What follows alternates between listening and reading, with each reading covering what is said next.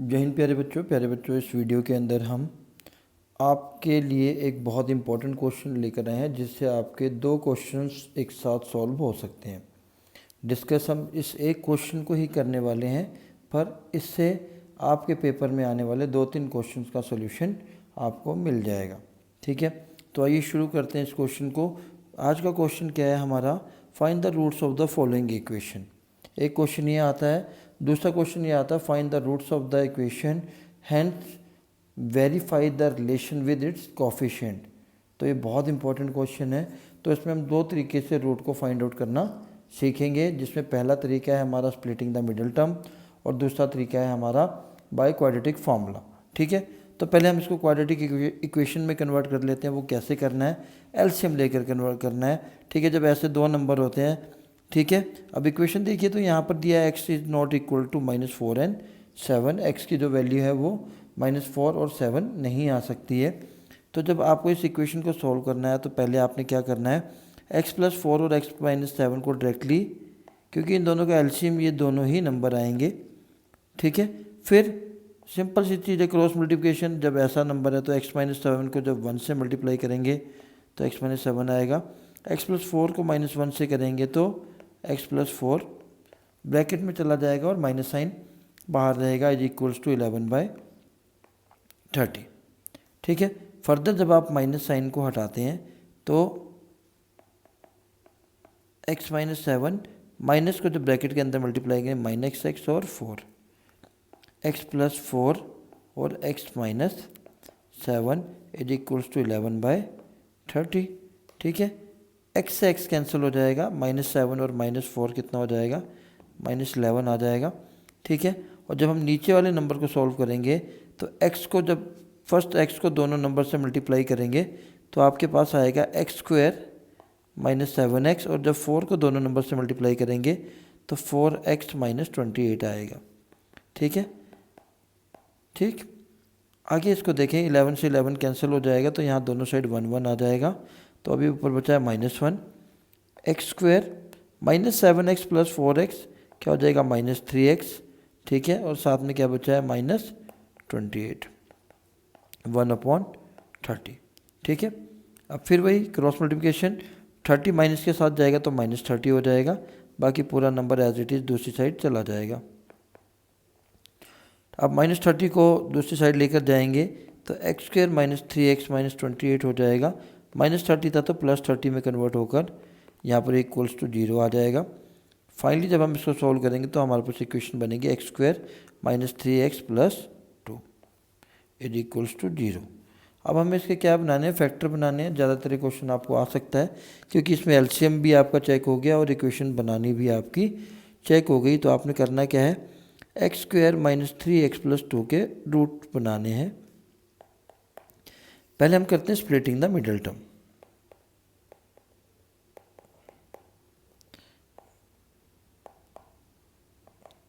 Splitting the middle term में हमने क्या करना होता है कि जनरल इक्वेशन अगर आपको पता होनी चाहिए क्वाड्रेटिक की, आप वो भी लिख दीजिए। ठीक है, ए वाली टर्म को सी से मल्टीप्लाई करना होता है, तो 1 को 2 से मल्टीप्लाई किया तो 2 ही आएगा। ठीक है, तो हमें -3x के ऐसे दो फैक्टर बनाने हैं क्योंकि मिडिल टर्म हमारे पास -3x है। ठीक है, तो हमें ऐसे फैक्टर बनाने हैं जिसको प्लस करके -3 आ जाए और मल्टीप्लाई करके 2 आ जाए। तो मैं अगर -2x और -1x लिख दूंगा, ठीक है, तो -2 और -1 -3x भी हो गया, और -2 को -1 से मल्टीप्लाई करूँगा तो प्लस का 2 भी आ गया। ठीक है, यहाँ से अब मैं करूँगा pairing.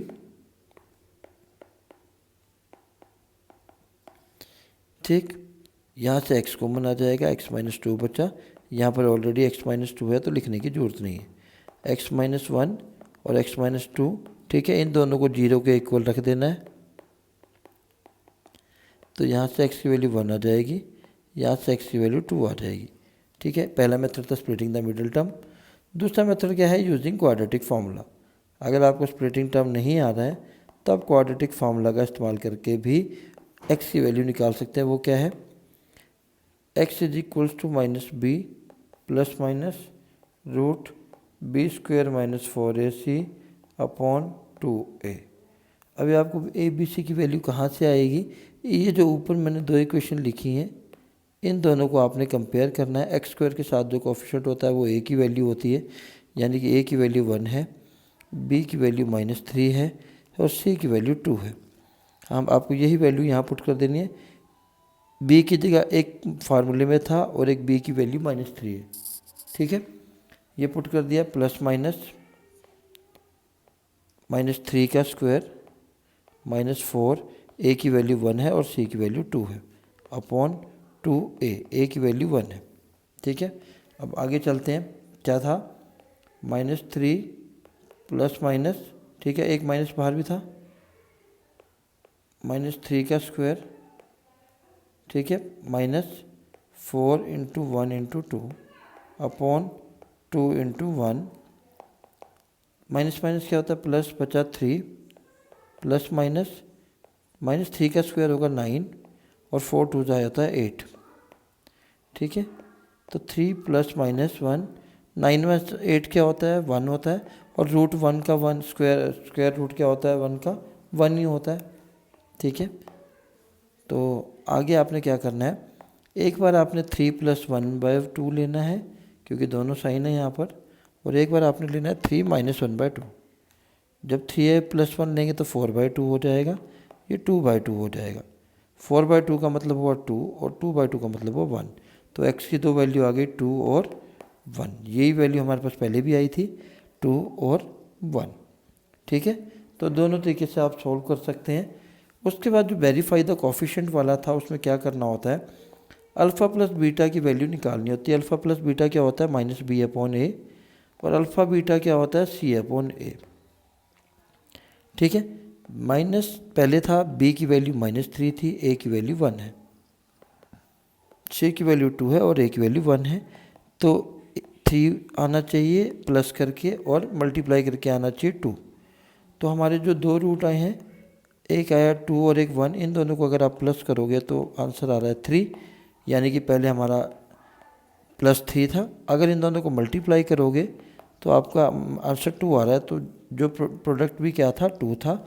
Hence we have verified the relation with the coefficient.